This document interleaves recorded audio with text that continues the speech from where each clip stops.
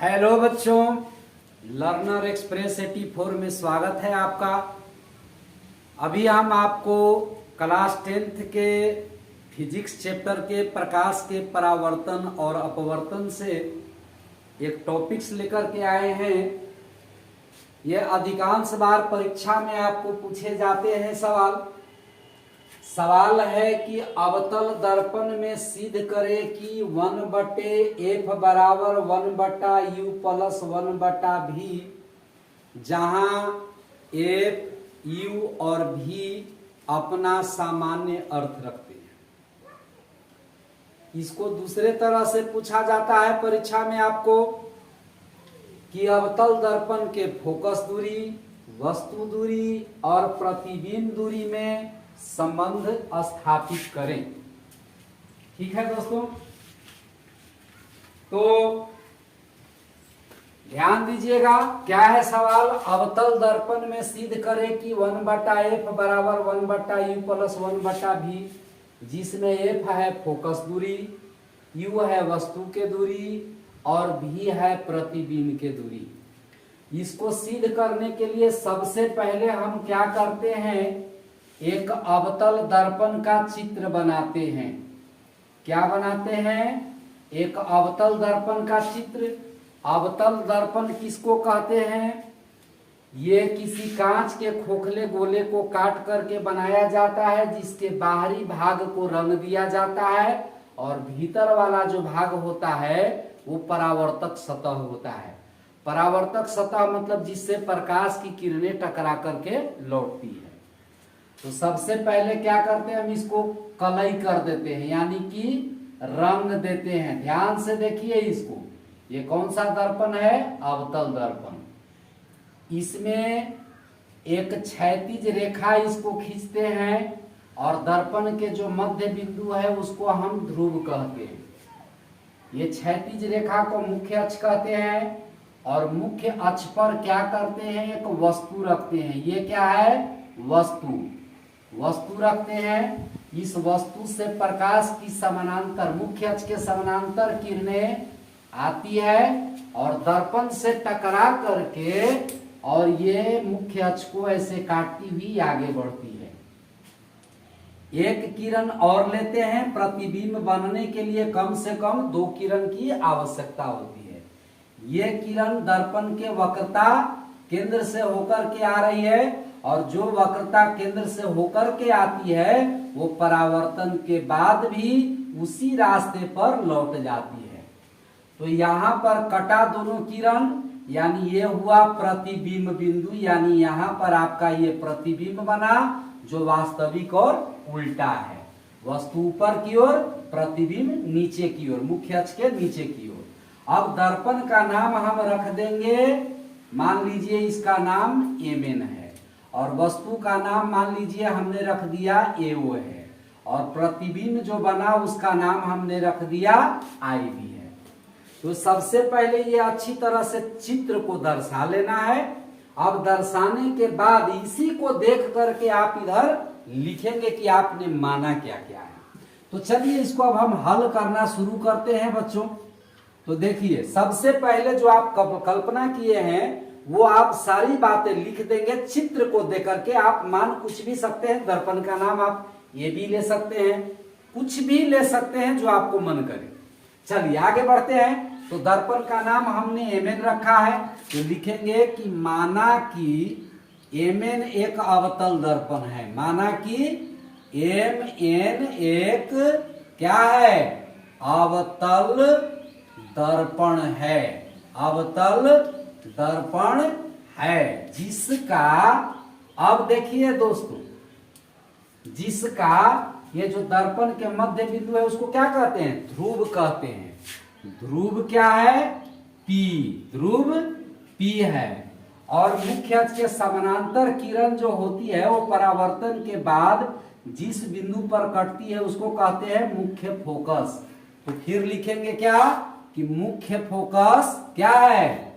F है। मुख्य focus F है और सी को क्या कहते हैं? वक्रता केंद्र। वक्रता केंद्र, वक्रता केंद्र क्या है? सी है। अब आप देखिए ये जो एओ है वो क्या है, वस्तु है।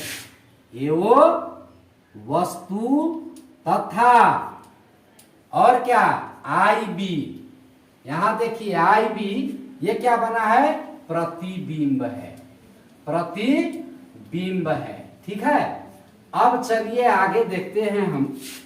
आगे लिखेंगे चित्र से अस्पष्ट है। चित्र से अस्पष्ट है, क्या स्पष्ट है जरा गौर से देखिए। आप पढ़े होंगे समरूपता के नियम में कि दो त्रिभुज समरूप होते हैं यदि उनके संगत कोण बराबर हो या उनके संगत भुजा समानुपाती हो, तो वे त्रिभुज क्या कहलाते हैं, समरूप। जैसे यहां पर गौर से देखिए, इस तरह से आप रेखा खींच दें, इसको इस तरह से काट दें, तो देखिए दो रेखा एक दूसरे को जहां पर काटती है तो शीर्षाभिमुख कोण बराबर, ये लंब है इस पर, ये भी लंब है इस पर, तो ये 90 डिग्री का कोण, ये 90 डिग्री का कोण, तो दो कोण बराबर हो गया, तीसरा कोण अपने आप बराबर हो जाता है। तो ये दोनों त्रिभुज क्या है, समरूप त्रिभुज है या समकोणिक त्रिभुज इसको कहते हैं। तो गौर से देखिए इसी तरह का चित्र एओ सी और आई बी सी। पहले आप बाईं तरफ से चलना शुरू करेंगे, उसके बाद दाईं तरफ से चलना शुरू करेंगे। ध्यान रखिएगा इस बात को बच्चों। तो एओ सी और आई बी सी ये क्या है, समरूप त्रिभुज है। कैसे है समरूप, ये कोण और ये कोण शीर्षाभिमुख कोण बराबर है। एओ लंब है तो यहां पर क्या बना 90 डिग्री का, आई बी लंब है इसमें, तो इसमें भी ये 90 डिग्री का कोण, तो दो कोण बराबर, तो तीसरा कोण तो खुद ब खुद बराबर हो ही जाएगा। तो चलिए यहां पर हम लिखेंगे कि त्रिभुज एओ सी और त्रिभुज आई बी सी क्या है, समरूप त्रिभुज है। क्या है, समरूप है, या इसको हम समकोणिक भी कहते हैं क्योंकि दोनों का कोण बराबर है। अब आइए, तो समरूप त्रिभुज का संगत भुजा समानुपाती होता है। तो यहां पर गौर से देखिए, ये लंब तो इसका ये लंब, ये दोनों का अनुपात एओ बटा आई बी बराबर इसका ई बेस आधार तो इसका ई बेस आधार, यानी कि ओसी बटा आई सी, ये दोनों क्या होगा, बराबर होगा। ओसी और आई सी बराबर होगा। इसको मान लेंगे हम समीकरण फर्स्ट। अब चलना है बच्चों दाहिने भाग में। अब इधर भी दो त्रिभुज है, एक ये है और एक ये है। इसका नाम एम पी एफ और इसका नाम आई बी एफ है। तो लिखेंगे पुनः त्रिभुज एम पी एफ और क्या, त्रिभुज आई बी एफ क्या है बाबू, समरूप है। क्या है, समरूप है। ठीक है ना। तब उधर वाला भी भुजा समरूप है, तो इसकी खड़ी भुजा आप कल्पना करके चलिए, ये सीधा। ठीक है, तो हल्का झुका होता है छोटे द्वारक में, एमपी जो है उसका बटा आईबी दोनों का अनुपात, तो एमपी बटा आईबी बराबर। अब चलिए फिर दाएं भाग से, पीएफ जो है वो आईएफ के अनुपात बराबर होगा, तब पीएफ बटा आईएफ ये दोनों का अनुपात क्या होगा, बराबर होगा।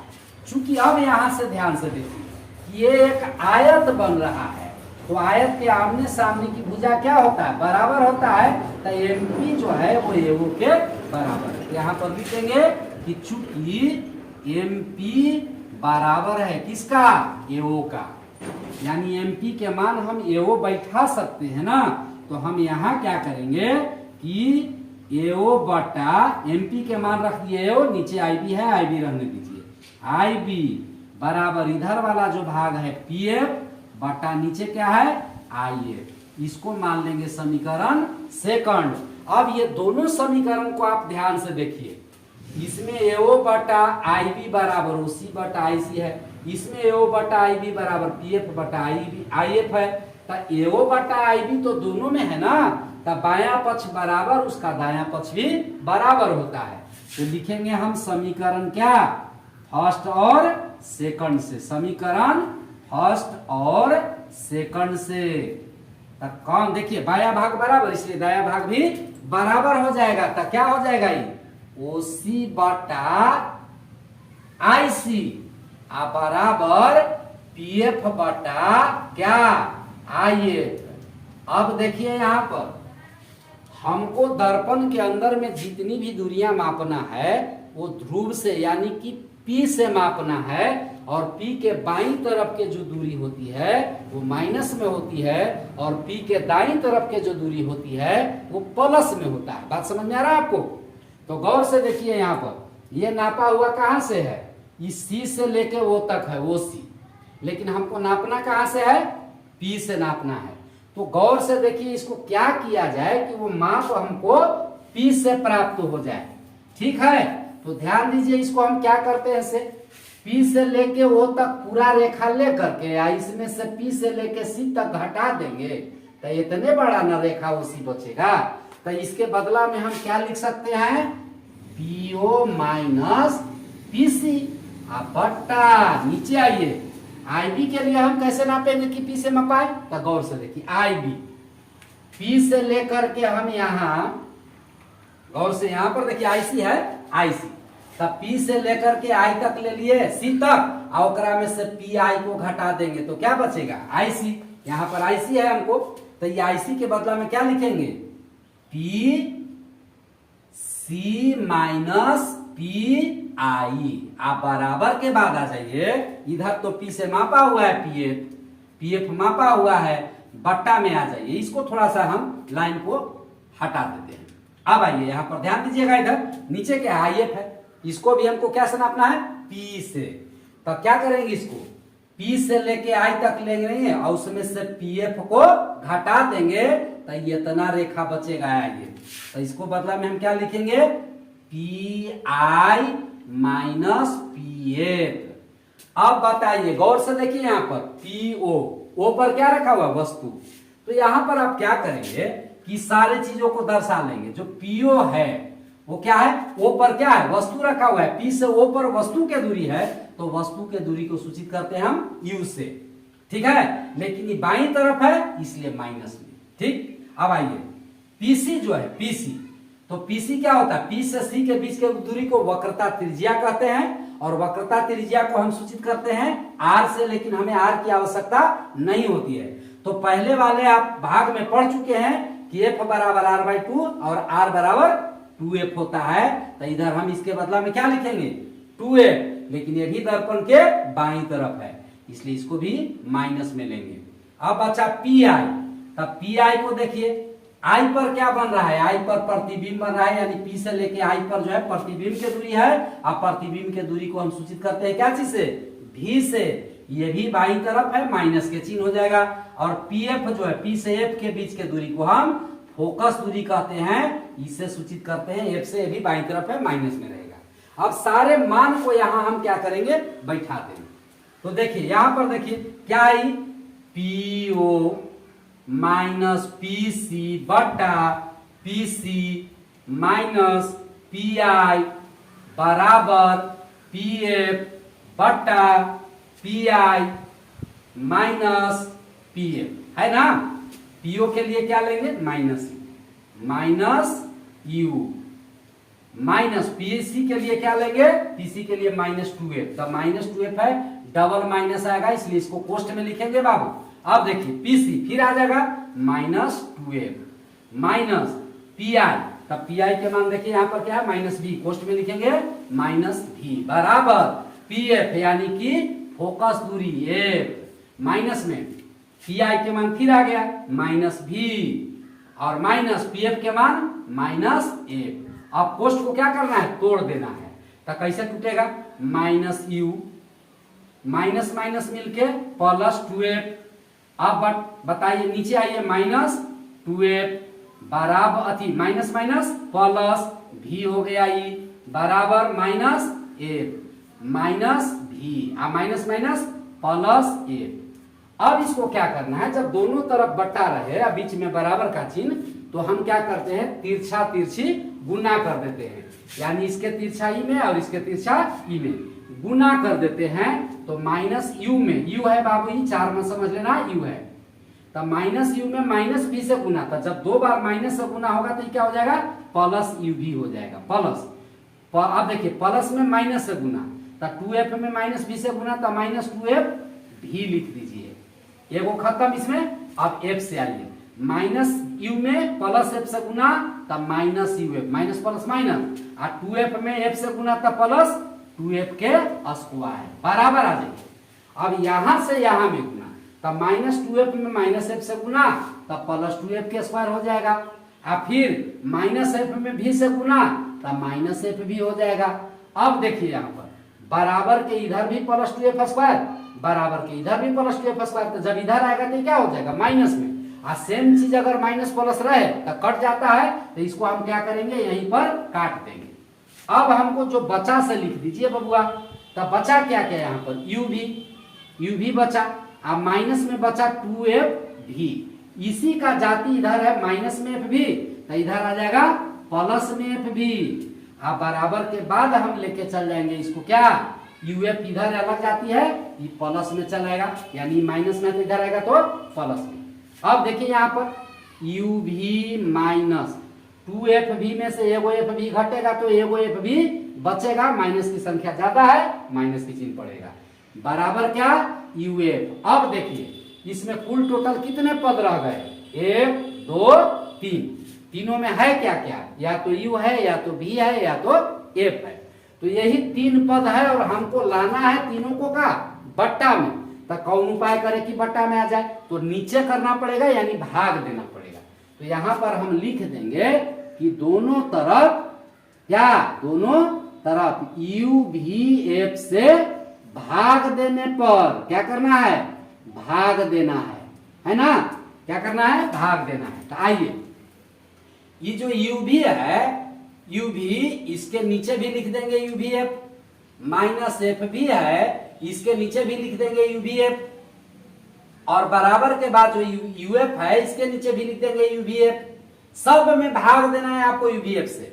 तो देखिए यू भी से यू भी कट गया, एफ से एफ कट गया, भी से भी कट गया, यू से यू कट गया, एफ से एफ कट गया। अब बचा क्या क्या, तो ऊपर जब कुछ नहीं बचता है तो ए, नीचे क्या बचा है एफ, माइनस में ऊपर में कुछ नहीं बचा तो ए, नीचे क्या बचा है यू, अब बराबर के बाद क्या 1, नीचे क्या बचा है भी। अभी जो माइनस में है बबुआ इधर जाएगा तक हो जाएगा प्लस में, तो इसके बदला में हम क्या लिख सकते हैं कि 1 बटा एफ बराबर, इधर तो 1 बटा भी है, आई माइनस में है तो आ जाएगा इधर प्लस में 1 बटा यू, या 1 बटा यू प्लस 1 बटा भी पढ़िए एक ही बात है।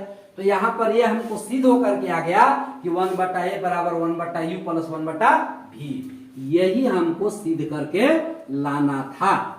यदि आपको ये बात समझ में आई होगी तो निश्चित है कमेंट करके लिखेंगे, और यदि समझ में नहीं आई होगी तो आप ये भी कमेंट करके लिखेंगे, ताकि हम दोबारा इस चीज को समझा सकें और बेहतर करने का प्रयास कर सकें। जय हिंद।